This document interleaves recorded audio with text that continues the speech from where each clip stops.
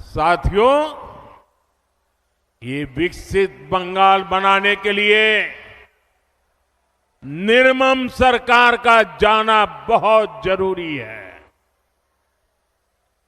मैं ये क्यों कह रहा हूं, आप जरा गौर से सुनिएगा। साथियों, भारत आज तेज गति से प्रगति कर रहा है। दुनिया में सबसे तेज ग्रोथ भारत की है। इसका मतलब है कि देश के अनेक राज्य आज प्रगति की राह पर चल पड़े हैं, कुछ न कुछ अच्छा करने का प्रयास कर रहे हैं। लेकिन टीएमसी की निर्मम सरकार, देश तो आगे जा रहा है, निर्मम सरकार बंगाल को नीचे धकेल रही है। नीचे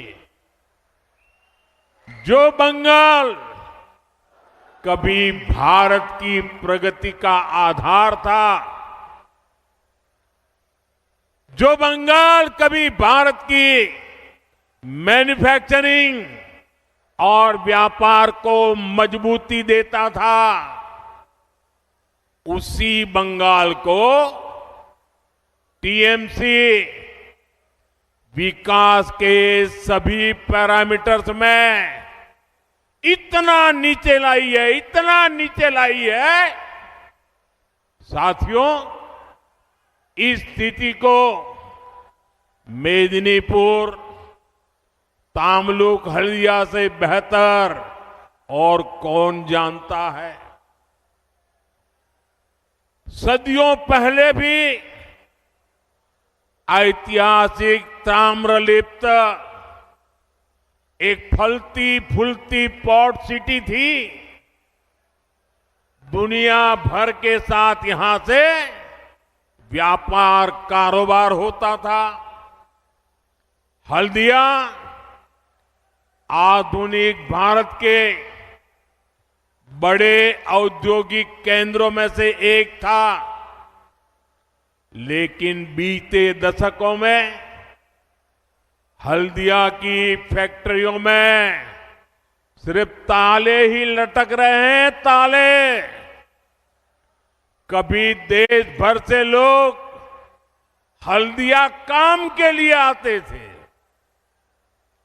आज यहां से नौजवान अंडमान जा रहे हैं, उड़ीसा जा रहे हैं, काम की तलाश में दूसरे राज्यों की तरफ पलायन कर रहे हैं। टीएमसी की निर्मम सरकार में सिर्फ और सिर्फ घुसपैठियों की फैक्ट्री फली फूली है, दंगाइयों और अपराधियों की दुकानें फली फूली है। टीएमसी की निर्मम सरकार ने फर्जी डॉक्यूमेंट बनाना और पशुओं की तस्करी, यही इंडस्ट्री डेवलप की है। साथियों, ये इसलिए हुआ क्योंकि टीएमसी की राजनीति भय पर आधारित है। उनकी राजनीति का एक ही केंद्र बिंदु है, भय। डर दिखाओ, भय पैदा करो। फैक्ट्रियां, कारखाने, निवेश, ये सब भय से नहीं, भरोसे से चलते हैं, भरोसे से।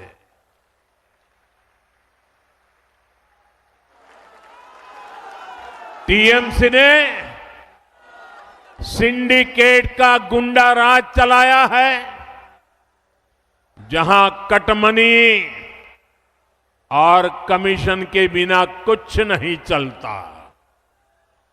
फैक्ट्रियां भी सिंडिकेट के गुंडा राज से नहीं, सिंडिकेट के भय से नहीं, अगर चलेगी तो सिर्फ और सिर्फ भरोसे से चल सकती है। और ये भरोसा कौन दे सकता है? ये भरोसा सिर्फ और सिर्फ बीजेपी ही दे सकती है।